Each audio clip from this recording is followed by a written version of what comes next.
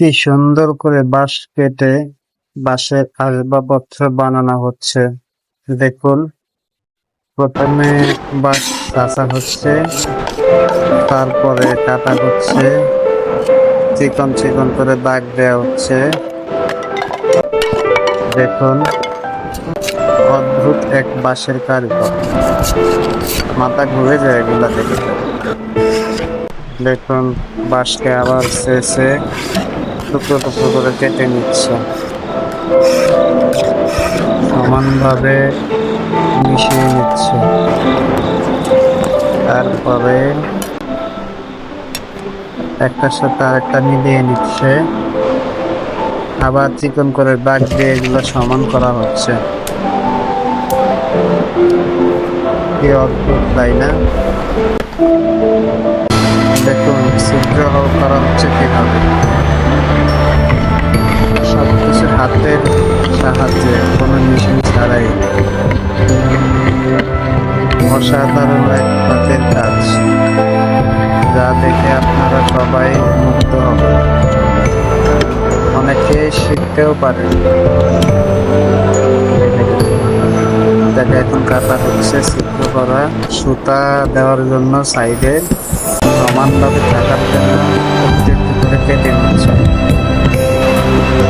অসুন্দর একটা কাজ, বাঁশের কাজ,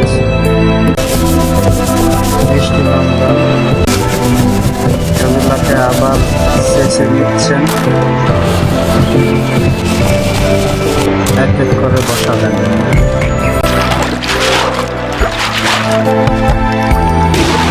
পানিতে ধুয়ে নিচ্ছি,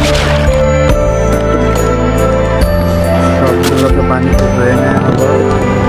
এখন গরম পানিতে চাল দিয়ে গরম করা হবে।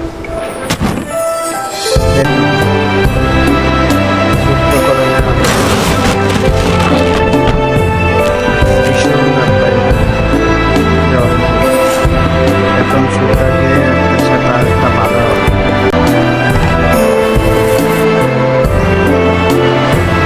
অসাধারণ কাজ, সবকিছু হাতে।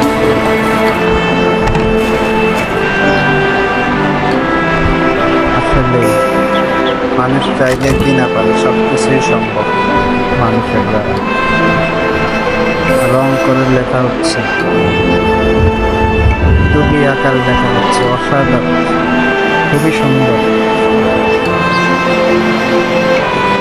মনে হচ্ছে যে পরীক্ষা দিচ্ছে, একদম কম্পিউটারের মতো লেখা হচ্ছে।